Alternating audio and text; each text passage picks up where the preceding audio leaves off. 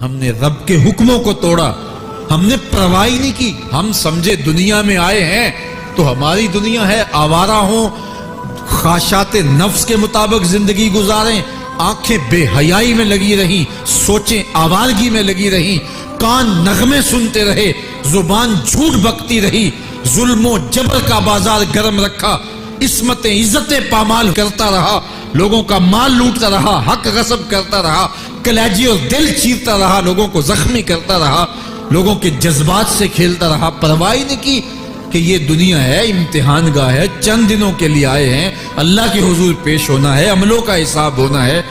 اب جب وہ دیکھیں گے کہ ہمارے ساتھ کیا ہونے والا ہے تو ان کے چہرے پہلے بگڑ جائیں گے. کیوں؟ وہ گمان کریں گے کہ ان کی ریڑھ کی ہڈی توڑ دی جائے گی. ایسے عذاب آئیں گے جس طرح کسی کی ریڑھ کی ہڈی ٹوٹ جائے تو اس کا چہرہ شگفتہ گلاب تو نہیں ہوتا، اس کا چہرہ جو ہے وہ تو کس قدر مرجھایا ہوا ہوتا ہے. تو اللہ ارشاد فرماتا ہے اس طرح ان کے چہرے ہوں گے. ابھی عذاب آیا نہیں ہے لیکن چہرے پہلے اترے ہوئے ہوں گے، اور جب عذاب کی بھٹی میں ڈالے جائیں گے، اللہ اکبر. اور وہ سخت عذاب، حضور نے جبریل امین سے پوچھا مجھے جہنم کے عذابوں کا ذکر سناؤ. عرض کی حضور سب سے ہلکے عذاب کی کہانی سناتا ہوں، اور وہ یہ کہ جہنمی کے پاؤں میں آگ کا جوتا رکھا جائے گا، باقی پورا بدن اس کا سلامت ہوگا. یہ سب سے ہلکے عذاب کی کیفیت ہے. اب پاؤں میں آگ کا جوتا ہوگا، حدت، گرمی، شدت اتنی ہوگی کہ دماغ پگھل کے ناک اور کانوں کے راستے سے باہر آ جائے گا. پاؤں میں رکھے ہوئے جوتے کی گرمی دماغ کو ایسے چڑھے گی کہ وہ پگھل جائے گا اور ناک اور کانوں کے راستے سے باہر آ جائے گا. تو اللہ کے عذاب کے خوف سے چہرے بگڑ جائیں گے، حالت سلامت نہیں رہے گی. یہ بات ذہن میں رکھیں کہ اللہ جس کو جہنم میں ڈالے گا اس کو اس صورت میں نہیں ڈالے گا. یہ محمدی صورت ہے، یہ شکل اس کی چھین لی جائے گی اور اس کی شکل بڑی کر دی جائے گی. اس کا ایک ایک دانت احد پہاڑ جتنا ہوگا. احد پہاڑ کا پھیلاؤ 15 کلومیٹر پہ ہے. 15 کلومیٹر کا ایک دانت اور 32 دانت کتنے ہوں گے تو منہ کتنا بڑا ہوگا. اس کو اتنا بڑا اس لیے کیا جائے گا تاکہ وہ عذاب کی تکلیف زیادہ سہے. 70 گز موٹی کھال ہوگی اور کھال جل جائے گی تو اللہ قرآن میں فرماتا ہے ہم نئی کھال دے دیں گے تاکہ عذاب کی تکلیف اس کو گوارا کرنی پڑے. پھر چیخے گا، چلائے گا، ہائے مجھے پانی دو، پانی دو، پیاس کی شدت ہے. 70 سال تک تو اس کی کوئی آواز ہی نہیں سنے گا. 70 سال کے بعد داروغہ جہنم چیخ کر کہے گا کیا مانگتا ہے؟ وہ بولے گا مجھے پانی چاہیے. کہا جائے گا تو بے بھی ملتا ہے پانی. پھر داروغہ جہنم اسے پانی دے گا. کوکا کولا کی بوتل دے گا یا پیپسی تھما دے گا یا منرل واٹر کی بوتل دے گا؟ نہیں، قرآن بتاتا ہے اسے مائے حمیم دیا جائے گا، کھولتا ہوا پانی.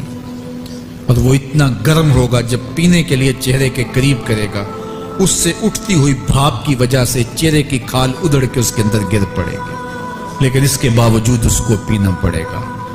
اللہ فرماتا ہے یہ دنیا ہی سب کچھ نہیں ہے، سمجھ لیا یہی سب کچھ ہے، آخرت کو بھول گئے. صبح اٹھے کام پہ چلے گئے، شام آئے آوارگی میں چلے گئے، صدائیں آتی رہی حی علی الصلاۃ حی علی الفلاح، کوئی پرواہ نہیں کی. نہ پیشانیوں نے سجدے کیے، نہ سوچوں میں پاکیزگی آئی. زندگی یوں گزار کے چلے گئے. ایسے نہیں کہا ایک وہ ہوں گے جن کے چہرے شگفتہ گلاب ہوں گے، ایک وہ ہوں گے جن کے چہرے بگڑے ہوئے ہوں گے. اللہ اکبر. کلا اذا بلغت التراقی. یہ تو قیامت کا منظر ہے نا، قیامت سے قبل بھی ایک منظر ہے. اللہ اس منظر کو بھی بیان کر رہا ہے. کلا اذا بلغت التراقی. ہاں جب جان گلے کو پہنچ جائے گی. اے انسان تیرے اوپر وہ گھڑی بھی آنے والی ہے، وہ وقت بھی آنے والا ہے جب سانس اس ہنسلی میں اٹک جائے گا، جب سینے سے بھی سانس اوپر چلی گئی. اب ڈاکٹر بھی لا علاج قرار دے رہے ہیں کہ اب علاج نہیں رہا ہے، جان بس اب نکلنا چاہ رہی ہے. اور کہا جائے گا کوئی جھاڑ پھونک والا بلاؤ. اب ڈاکٹروں نے تو جواب دے دیا. اب سانس اٹک گئی گلے میں، چند لمحوں کی مہمان ہے. اب ڈاکٹروں نے کہا اب ہماری جانب سے لا علاج ہو گیا، اب لے جاؤ اس کو گھر یا وینٹیلیٹر پہ ڈال دیتے ہیں اس کو. بس اب ہماری جانب سے کوئی اس کا علاج نہیں ہے. اب گھر والے روتے ہیں, کہتے ہیں کوئی جھاڑ پھونک والا لاؤ, کوئی دم والا لاؤ, شاید وہ کوئی دم کرے تو اس کی جان میں جان آ جائے. ڈاکٹروں نے تو لا علاج قرار دے دیا. وَظَنَّ عَنَّهُ الْفِرَاقُ. اللہ فرماتا ہے یہ تو جھاڑ پھونک والے کو ڈھونڈ رہے ہیں, لیکن جس کی سانس یہاں اٹکی ہے وہ سمجھ گیا ہے اب موت آ گئی ہے. اس کو یقین ہو گیا ہے کہ اب موت کے لمحے آ گئے ہیں, اب میں بچ نہیں پاؤں گا. اب آنکھیں تاڑے لگی ہوئی ہیں. وَالْتَفَّتِ السَّاقُ بِالسَّاقِ. پنڈلی پہ پنڈلی چڑھ رہی ہے. جب موت آ جاتی ہے تو پھر پنڈلی سے پنڈلی لپٹ جاتی ہے, اس کو پھر جدا کرتے ہیں اور جدا کر کے دونوں انگوٹھے باندھ دیتے ہیں تاکہ پنڈلی کے اوپر پنڈلی نہ چڑھے. اللہ وہ منظر بیان کرتا ہے, صاحب یہ وقت آنے والا ہے جب دونوں انگوٹھے باندھ دیے جائیں گے, جب ناک میں روئی ٹھونس دی جائے گی, جب چٹے لباس میں کفن دیا جائے گا, جب غسال کے سامنے بے بس پڑے ہوں گے, وہ چاہے یہ بازو اٹھائے چاہے یہ بازو اٹھائے, گرم پانی ڈالے یا سرد پانی ڈالے, جب بس پڑے ہوئے ہوں گے جو ہے وہ غسل دینے والوں کے, اور ناک میں روئی ہوگی اور دونوں انگوٹھے آپس میں بندھے ہوں گے. یہ محل, یہ ماڑی, یہ کوٹھیاں, یہ بنگلے جس کو سویر شام لگ کے حلال حرام کی تمیز کیے بغیر بنایا تھا, غوث اعظم رضی اللہ تعالیٰ عنہ بولے مکان بنا رہا ہے, بسیں گے اور حساب تو جا کے دے گا. اور یہ تو ایک رات بھی تجھے اس گھر کے اندر نہیں رکھیں گے کہ چلو ایک رات مہمان رکھ لیں. کہتے ہیں نہیں نہیں, مہمانوں نے بھی جانا ہے تو جلدی کرو, اس کو سپرد کراؤ. وہ تو تیرا لباس بھی پھاڑ کے اتاریں گے, خود غسل دینے کے لیے تیار بھی نہیں ہے. تجھ سے خوف آنے لگا ہے, جاندی واری ڈرونا بنے ہوتے, ہاتھ نہ لاندے ڈر دے, جنہ لئی تو پاپ کمائے اج کتھے نہیں تیرے کر دے.